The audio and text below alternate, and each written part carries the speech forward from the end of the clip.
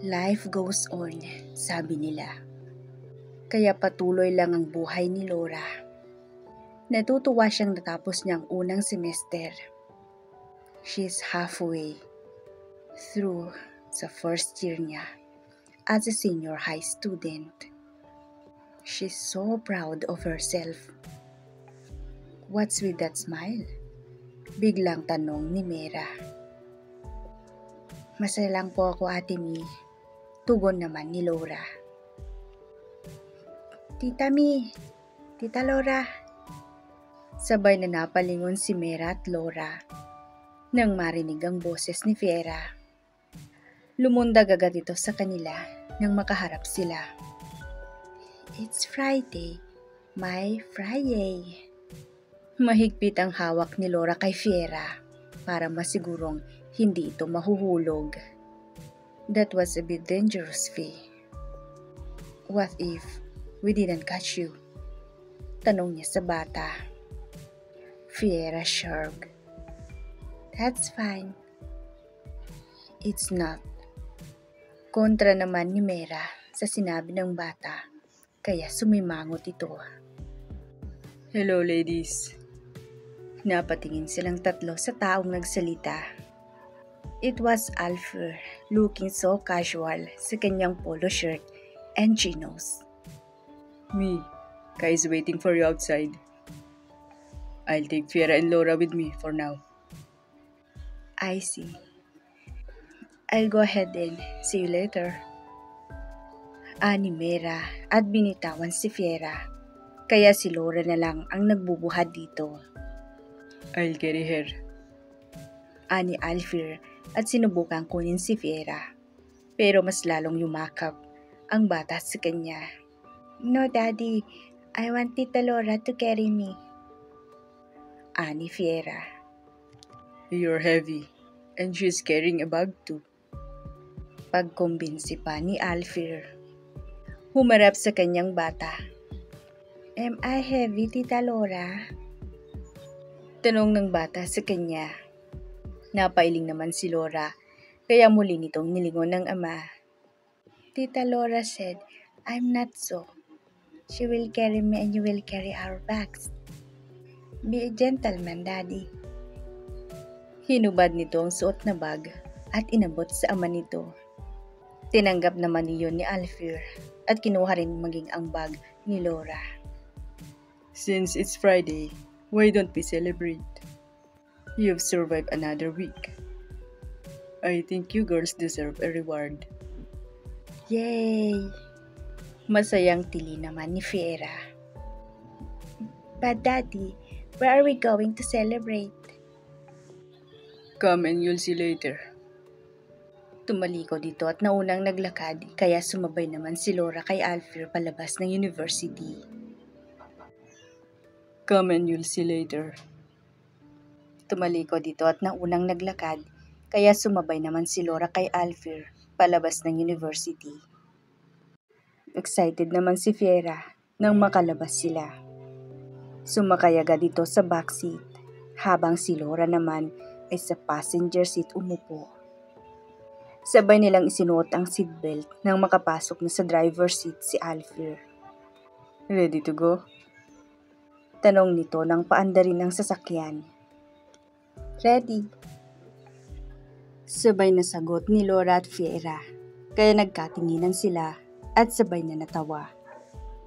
Napangiti naman si Alfred bago pa usarin ng sasakyan. We're actually heading nowhere. I'm planning a car picnic. Yay!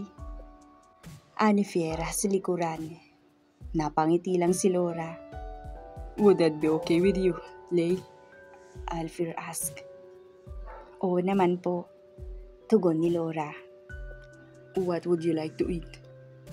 Dagdag tanong pa ni Alfred. Street foods, sagot naman ni Laura. What's that? Never heard it before.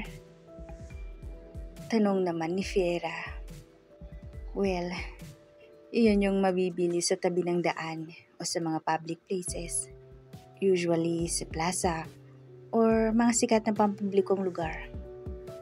kwek-kwek, siomay, fishball, tempura, fries, kikiam, isaw, Betamax, tsaka balot. Kung pang-international naman yung gusto nyo, pwede naman yung takoyaki, shawarma, tsaka corn dog. Suggest ni Laura. I'm only familiar with fries. Komento ni Alfie. Me too. Segunda naman ni Fiera. Nakalimutan ni Laura na mga mayayaman nga pala yung mga kasama niya.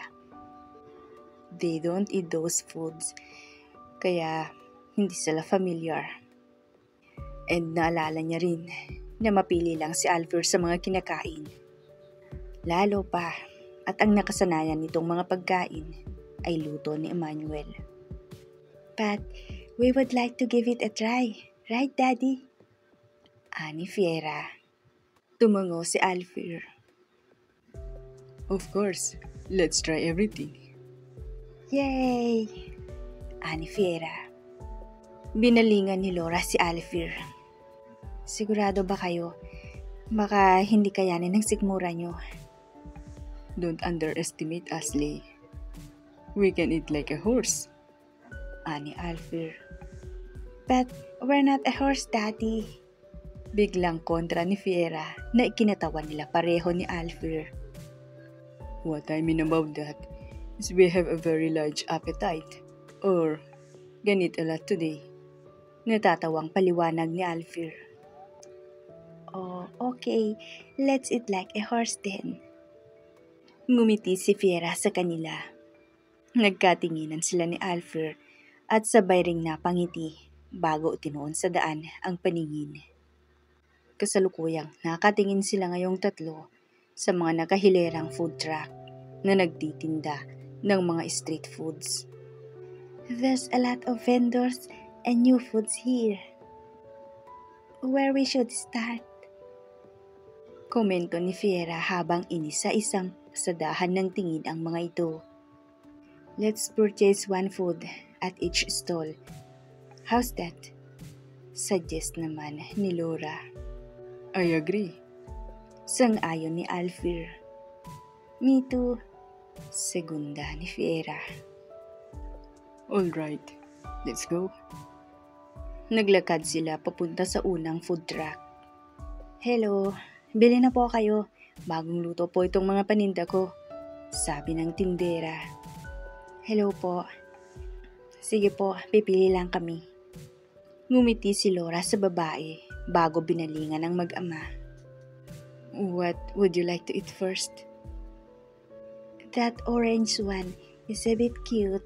Can I have it? Itinuro ni Fiera ang kwek-kwek. I'll have that too. Sagot naman ni Alfie na mukhang curious rin sa itinuro ng anak.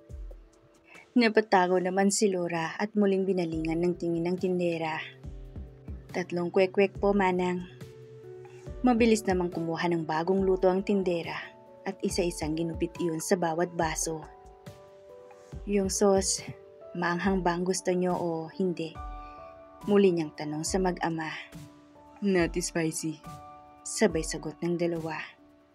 Huwag lang daw po yung maanghang na sauce, manang. Paki-plastic na lang din po pagkatapos. Babalikan po namin. Salamat, sabi ni Laura sa tindera pagkatapos iabot ang bayad. Lumipat naman sila sa kabilang truck. Ano gusto nyo? Tanong ni Laura nang mapatingin sa menu. I want a homemade fishball, sabi ni Fiera. She leaned close to Laura's face. But what does it look like? Is it a goldfish? That's why it was named fishball? Bulong nito kay Laura. Napangiti si Laura sa sinabi nito at napatingin sa ama ng bata na clueless naman sa sinabi ng anak. Tama ka. Fish meat ang main ingredients ng fishball. Pero hindi mo naman masyadong malalasahan iyon dahil sa iba pang sangkap at sa sauce. Paliwanag niya sa bata. I was trying to make a guess, At I got it right. Yay! Natutuwang usal ni Fiera. What's her order? Biglang tanong ni Alfie. Fishball, sagot naman ni Laura. Napatango si Alfie. I'll have that as well. Daddy, you're copying mine. Ngumuso ang bata sa narinig. Should I not? Tanong ni Alfie sa anak. It's okay, Daddy. It's fine because I love you. Yumakap sa leg nito ang anak at hinalikan nito sa pisngi. Kaya malapad naman ang ngiti ni Alfie sa ginawa nito. 30 pisong fishball po namin, kuya. Sabi ni Laura sa tindero, sabay abot ng pambayad. Just 10 pesos each? How many can we eat with that? Tanong ni Alfie pagkatapos niyang mag-order. 10 rin. Piso ang isang fishball.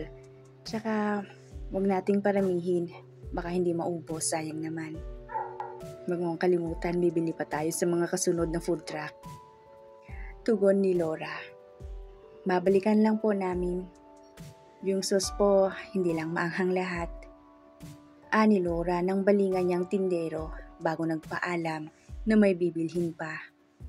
They purchased food from each food truck. Bumili na lang din sila ng maiinom bago bumalik sa sasakyan. Karga ni Laura si Fiera habang si Alfie naman ang nagbitbit ng mga pinamili nila. Let me hold the milk tea for you, Daddy. Inabot ni Fiera ang plastic ng milk tea na binili nila. Excited siyang uminom dahil sa tapioca pearls. Ibinigay naman sa kanya ni Alfie ang plastic. Baba ka muna, Fi. Tutulungan ko muna ang daddy mo sa mga dala niya para mabuksan niya yung sasakyan. Pag-iusap ni Laura. Inilapag niya ito sa lupa at kinuha ang mga dala ni Alfie. Thanks. Ani Alfie at binuksan ang sasakyan nito. Naunang sumakay si Fiera sa backseat habang si Laura naman ay maingat na pumasok sa passenger seat. Ang huling pumasok ay si Alfie. We can eat this at the seaside. Still in the car, of course, to prevent the sand from getting into our foods. Let's go, Daddy. Ani Fiera. Kinuha lahat ni Laura ang dala ni Alfie. Sana pala kasama sila Ate Mera. Mukhang masaya to. They have a date on their own. Kai planned something. Tugon ni Alfie sa sinabi ni Laura. Hindi ba talaga magjowa ang dalawang yun? Tanong ni Laura. Not yet. Tugon ni Alfie habang nagmamaneho. Napangiti na lang si Laura sa kilig para sa dalawa. Sana, swertehin rin siya sa love life niya kung mabibigyan man sa tamang panahon. Tita Laura, do you have a boyfriend? Biglang tanong ni Fiera. Wala naman.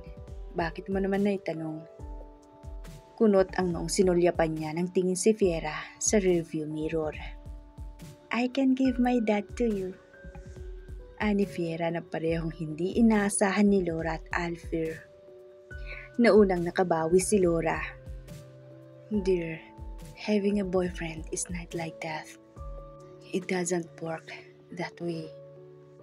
Once you're older enough, you will understand what it is like and what it takes to have a boyfriend. Nakangiting paintindi niya kay Fiera. Okay, but you're the only woman I'll allow to be his girlfriend, Fiera persisted. Pakiramdam ni Laura umakyat ang dugo sa mukha niya dahil sa biglang pamumula niya nang sulyapan siya ni Alfie. Pagkatapos iyong sabihin ng anak, nanahimik na lang siya sa biyahe hanggang sa huminto sa tabing dagat ang sasakyan. Walang tao. Hindi naman ba sila bawal dito? We can eat here and walk around later. Ani Alfie nang namatay na ang makina ng sasakyan. Inayos nilang mga pagkain sa dashboard habang ang iba ay kinuha na ni Fiera at itinabi sa backseat. Let's pray first. ani Laura. Heavenly Father, thank you so much for the blessings you've bestowed upon us. Thank you for keeping us safe and unharmed as we made it here. May we enjoy this food before us to celebrate another achievement we've accomplished. I believe this won't be possible without you and your guidance. Lord God, you are indeed a great and good God.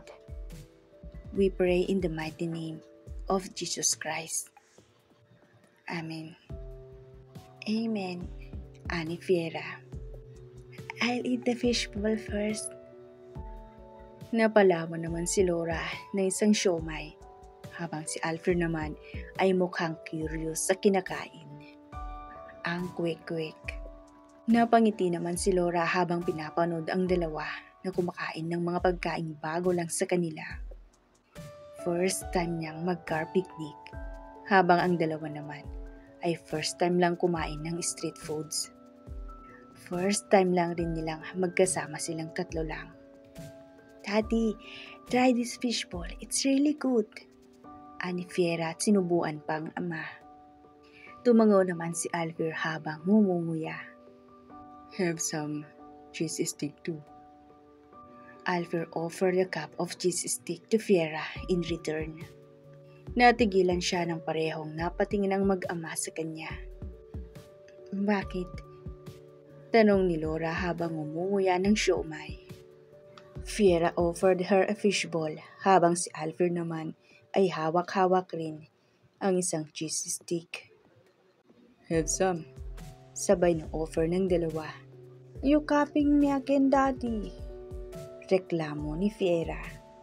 I'm not. It was just a coincidence. Depensa naman ni Alfred. Natawa na lang si Laura sa mag-ama at parehong kinain ang ibinigay ng dalawa. Pinanood pa siya ng mga itong ngumuya. Dalian nyo na at ubusin to para makapaglakad-lagad na tayo sa labas. Sabay ring nag-iwas ng tingin ng mag-ama at ibinalik ang atensyon sa pagkain. Habang tinititigan niya ang mga ito ay pakiramdam niya, biglang gumanang dibdib niya. She felt satisfied by the sight. Pakiramdam niya ngayon, isa silang pamilya. Isang buo at masayang pamilya.